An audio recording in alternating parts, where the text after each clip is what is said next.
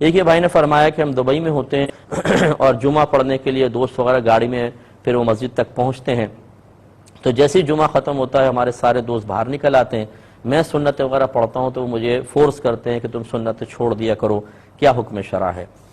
دیکھیں مسئلہ یہ ہوتا ہے کہ ہم بعض اوقات ایک ایسے ماحول میں چلے جاتے ہیں کہ جہاں کی تعلیمات کو بغیر دلیل کے ہم قبول کر لیتے ہیں، اور جو تعلیمات دلائل کے ساتھ پہلے سے ثابت شدہ تھیں اور ہمارے اکابرین اور ہمارے مسلمانوں کی میجورٹی اس پہ عمل پیرا ہے، اسے چھوڑ دیتے ہیں۔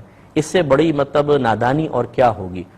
جو جمعے کی تمام سنتیں ہیں وہ سنت مؤکدہ ہیں، اور سنت مؤکدہ کا حکم یہ ہوتا ہے، پہلے اس کی تاریخ میں سمجھ لیں کہ نبی کریم صلی اللہ علیہ وسلم نے جو عمل لگاتار کیا ہو، کبھی ترک نہ کیا، کبھی کبھار جواز امت کے لیے، آسانی کے لیے اس کو چھوڑا ہو، یا کسی عمل کی بہت سخت سرکار نے وعید بیان فرمائی اس کو چھوڑنے پر، سختی فرمائی ہو کہ یہ کرو، لیکن کبھی کبھار خود بھی چھوڑ دیا ہو، تو یہ پھر وہ عمل واجب نہیں بنتا بلکہ سنت مؤکدہ کے حکم میں آتا ہے، جس کا حکم یہ ہوتا ہے کہ سنت مؤکدہ کا ایک دو بار ترک کرنا برا، اور اس کے چھوڑنے کی عادت بنا لینے کی بنا پر انسان گناہگار ہوگا۔ تو لہٰذا وہ آپ کے تمام دوست جو ہیں وہ گناہگار ہوتے ہیں، کیونکہ وہ اسی رنگ میں رنگ گئے ہیں کہ بھئی فرض پڑھو اور بھاگ لو گھر پر۔ حالانکہ آپ نے اگر ہمارا درس بخاری سنا ہو، کتاب الصلاۃ میں خود بخاری کی حدیثیں اس بات پر دال ہیں کہ میرے آقا صلی اللہ علیہ وسلم نے سنن ادا فرمائی ہیں۔ آپ اگر وہ کتاب الصلاۃ کا آخری جو حصہ چل رہا تھا کتاب التہجد کے قریب، اگر یوٹیوب وغیرہ پہ آپ کو مل جائے تو اس کو سنیے آپ، تو اس میں نے یہ بلکہ عرض بھی کیا تھا کہ جو حدیث پر عمل کا دعویٰ کرتے ہیں ان کی نظر سے یہ حدیثیں کیوں مخفی ہو جاتی ہیں؟ ایک حدیث ہم لے لیتے ہیں کہ جی سرکار نے فرمایا صرف تم پہ یہ نماز فرض ہیں، نہ کم نہ زیادہ، تو چلیں جی پھر ہم پہ کوئی کم زیادہ نہیں ہے، صرف فرض پڑھو اور ختم۔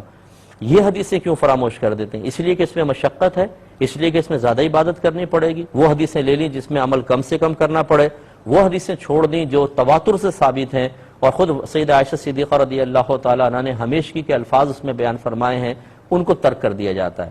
تو یہ صحیح روش نہیں ہے۔ آپ اپنے دوستوں کو پیار محبت سے سمجھائیں کہ وہ ٹھہریں، بلکہ وہ بھی پڑھیں۔